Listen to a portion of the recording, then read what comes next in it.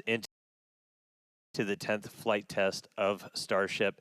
And as you can see, the light show has started. Re-entry has begun. We are starting to re-enter the Earth's atmosphere. We're moving about 5 times the speed of sound, and we're about to start barreling through the Earth's atmosphere and head for a splashdown in the Indian Ocean. We don't plan to recover the spacecraft today, but if we do make it all the way down to the water, who knows? But the goal of this part of the flight is to learn as much as we can about the ship's heat shield. A fully reusable, rapidly reusable heat shield for a spacecraft has never been done before. It's one of kind of the hardest engineering challenges still out there for us. And so this is the time to really dig in and get that data. Yeah, absolutely. And re-entry is a critical phase of flight, so we'll need information on how the ship's system ends up performing. And Starlink will also help us gather as much data as possible, which is really the main reason why we do these flight tests. Starlink provides us with one more path to collect data to help us rapidly iterate on Starship's design. And if the ship manages to make it all the way to re-entry, we'll collect valuable data on the spacecraft flying through the Earth's atmosphere at hypersonic speeds or more than 5 times the speed of sound. Yeah, throughout history, a lot of times this is when you go into just a complete data and insight blackout, where that plasma sheath builds up around the outside of the spacecraft that blocks all of your signals that are trying to fight through to talk to either satellites out in space or towers down on the ground. Starship's big size kind of gives us a wake, but what really helps us punch through is the fact that we're using Starlink. We're operating at just a much higher frequency. That's not what we want to see. So we just saw some of the aft skirt just take a hit. So we've got some visible damage on the aft skirt. We're continue to re-enter though. And again, we are intentionally stressing the ship as we go through this. So it is not guaranteed to be a smooth ride down to the Indian Ocean. We've removed a bunch of tiles in kind of critical places across the vehicle. So seeing stuff like that is still valuable to us. We are trying to kind of push this vehicle to the limits to learn what its limits are as we design our next version of Starship. So 47 minutes, 45 seconds into the flight, excitement ticking up a little bit on re-entry already, but the light show is continuing. This re-entry is going to take about 20 minutes or so until our planned splashdown. We were trying to splash down about 1 hour and 6 minutes into the flight. Yeah, and one day Starship is designed to land on Mars, where there are obviously no runways or other humans to help us out. So we are doing propulsive landing instead of more traditional means such as parachutes. And propulsive landing enables us to have more rapid reusability with these vehicles. Yeah, the ship itself, it's a little over 50 meters tall. We've got those 6 engines on board, the 3 vacuum, the 3 sea level, and they're down in that aft skirt region, which flaps have control. All right, so at this point, the flaps have control. That means we're getting into a dense enough part of the atmosphere that the flaps can start controlling us. We're not only reliant on those kind of reaction control system thrusters. We're going to continue hearing some callouts as the ship makes its way back to Earth. So when we hear entry max heating and entry max Q, that will mean the ship has made it through the maximum heating and aerodynamic loads it will experience as it returns. So if it makes it through those, we can say we're doing pretty well. I will say I'm happy re-entry cleaned off this camera for us. It was a little dirty from the weather, so thank you, Plasma, for giving us this view as we start coming down.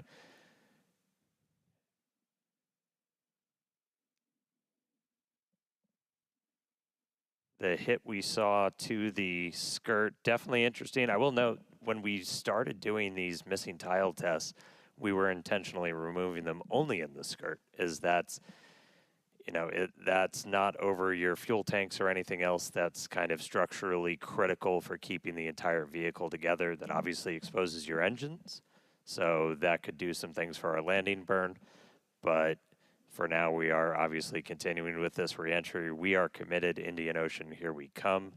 50 minutes since launch. We're going to see those colors start to build up a little bit. We are at the point where we're in dense enough atmosphere that the flaps have control. So about 74 kilometers in altitude. And you were starting to see some sunlight, so we intentionally time these launches right now so we have daylight. The sun should actually come up over the horizon on Starship in about 3 minutes. So as we get a little bit further into this reentry, that inky black below you is going to start to look like clouds and hopefully a bright blue ocean as we make our way down onto the other side of the planet.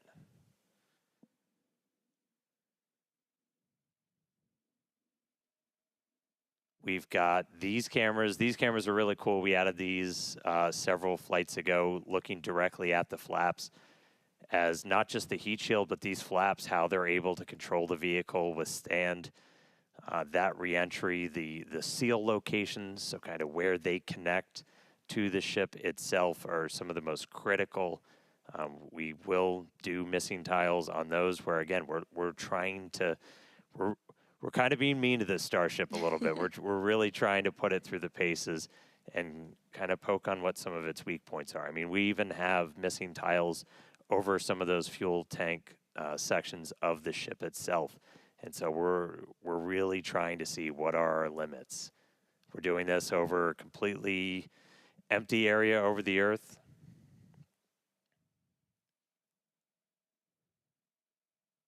Look at our Raptors there. We are, assuming we make it all the way down to the ocean in one piece, we will attempt a flip and a landing burn. We do have at least one buoy, everybody's favorite camera person, out in the Indian Ocean right now, being powered by Starlink. So that's at our planned landing location. So if we're able to get any live views of the ship, that'll essentially tell you that we nailed our target.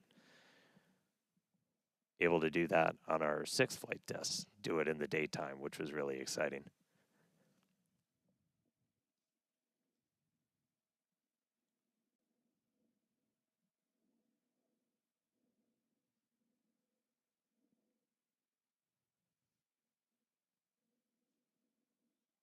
All right, so we're about 10 minutes until we're probably going to start hearing some of the other big milestones coming up.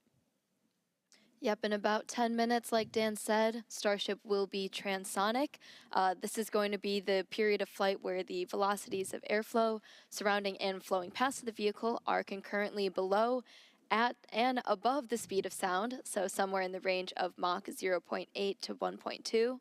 For reference, commercial jets have a range of cruising speeds, but most of them fly at speeds between Mach 0.74 and Mach 0.85, so that's 480 to 575 miles per hour or 770 to 930 kilometers per hour.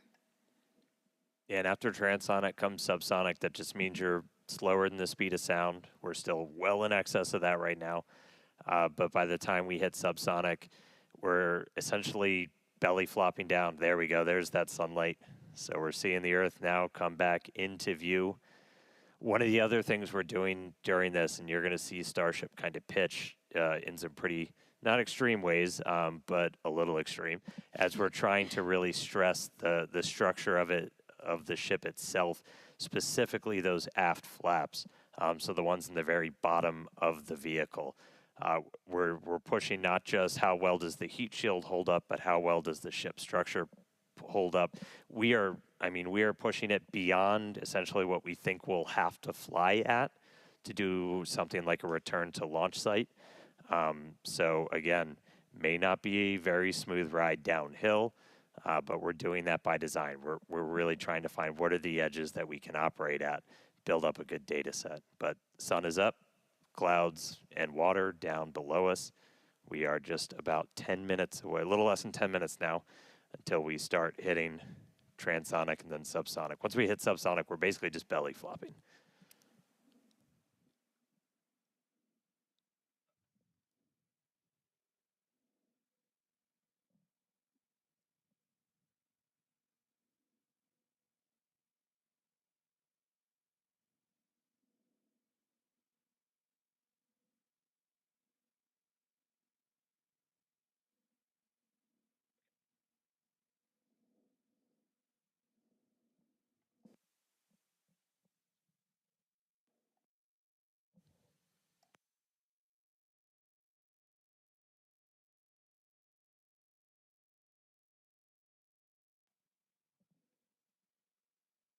All right, so about 55.5 minutes in, you can see the sun is up. Again, we intentionally designed these flights to lift off in the evening here so we get these daylight views so we can get as good a video as possible on the ship, assuming we make it all the way down. We've got at least one buoy powered by Starlink that's out there in the landing zone in the Indian Ocean, hopefully giving us a view again. If you see any live views, not from the ship itself, that means we nailed our landing target. Starship is past peak heating. All right, we just heard the call out that we're past peak heating, so things are looking good so far. Yeah, looking good.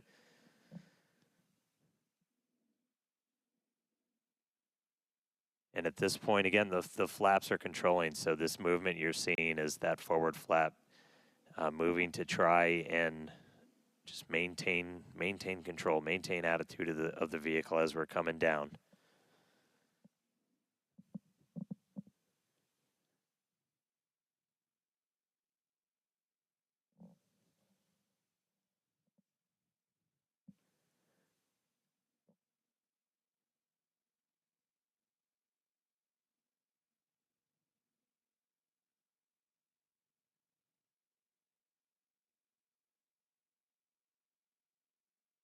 Checking in on one of our flaps. We got one of these cameras on all four of the flaps, two in the front, two in the back, giving us really good close-up views.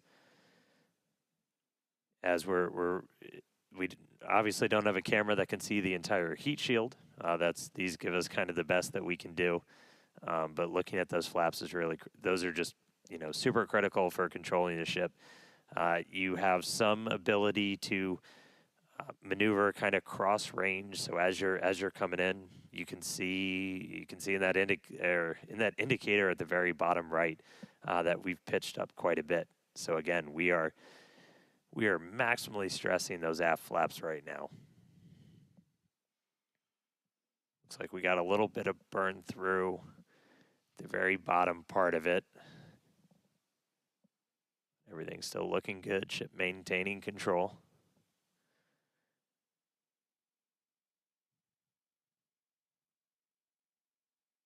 We should be just about 5 minutes away until we hear that we're transonic.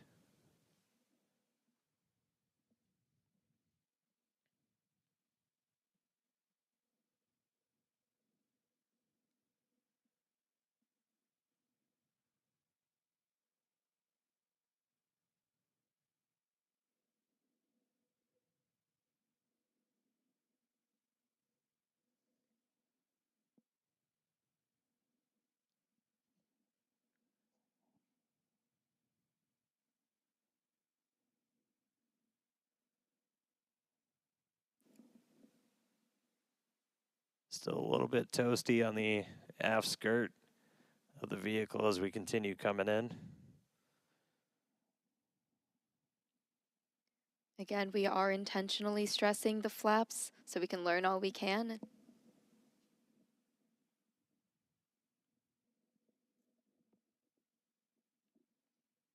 All right, so now we're already well past peak heating.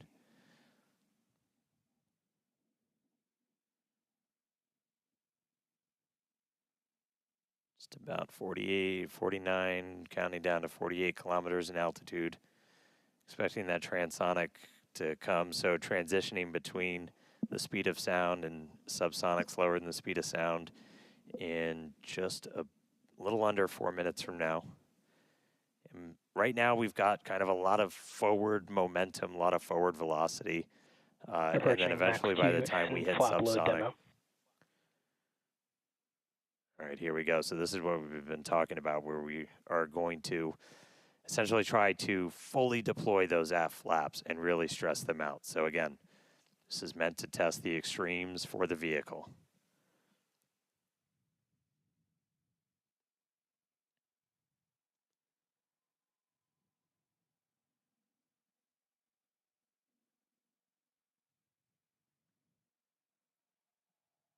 All right.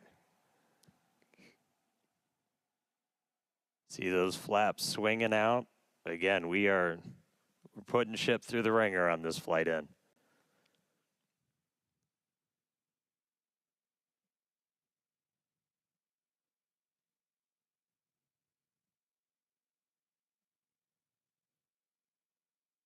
It's like we're still maintaining control.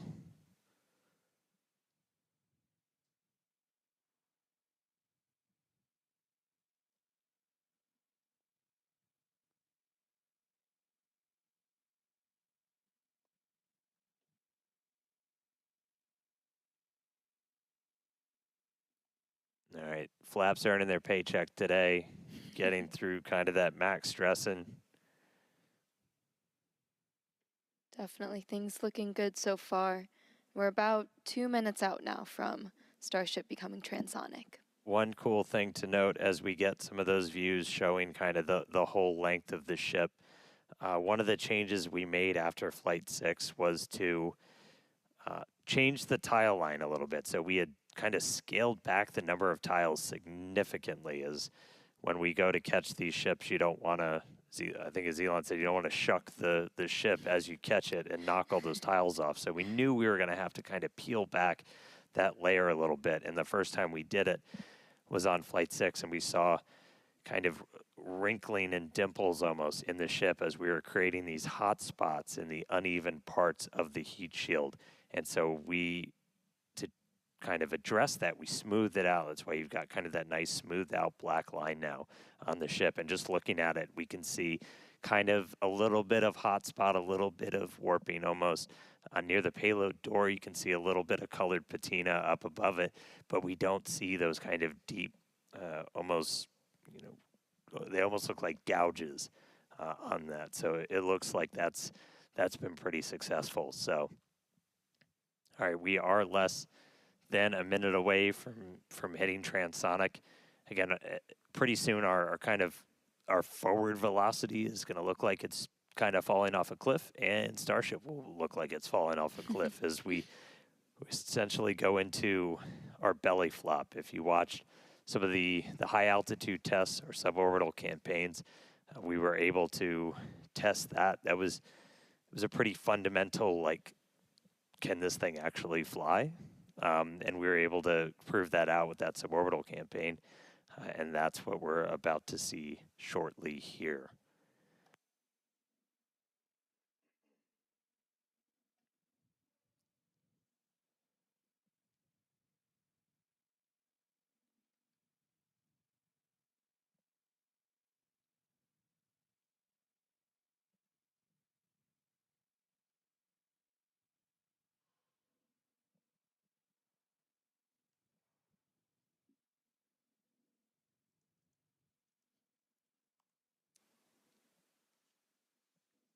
All right, so at this point, we've dropped below the speed of sound, so Starship itself is subsonic.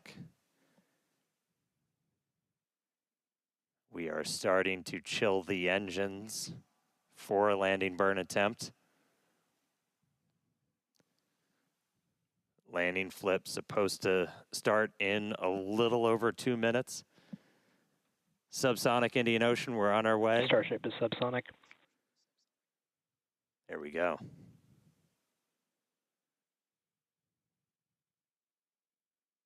Farewell, space.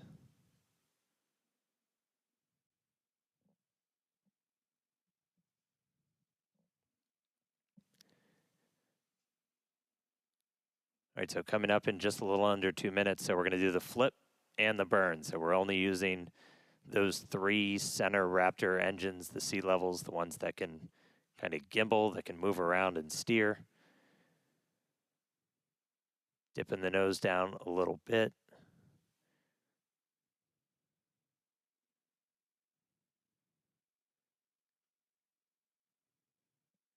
Got 2 of our engines chilled in, waiting on 1 more.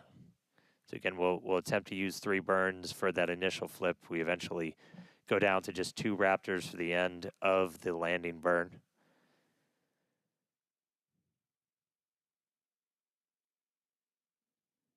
Just about 1 minute now from that landing flip and landing burn start.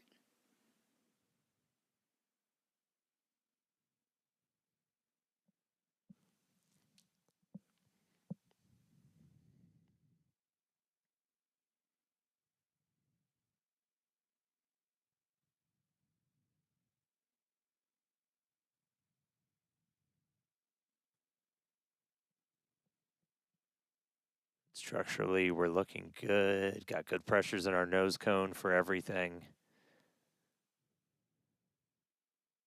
Just about 30 seconds. So again, we're going to look for the flip. So Starship's doing its belly flop right now. We're going to do the flip. Swing out. Let's punch through some clouds first.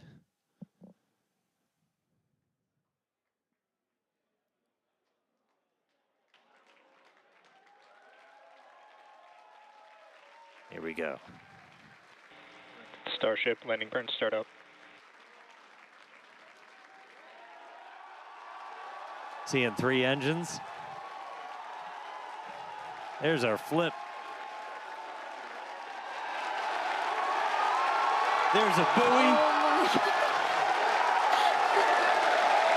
There's a splashdown. Oh my God.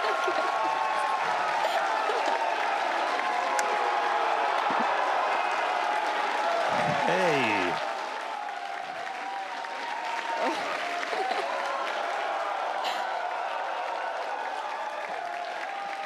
Oh man, yeah, farewell ship 37.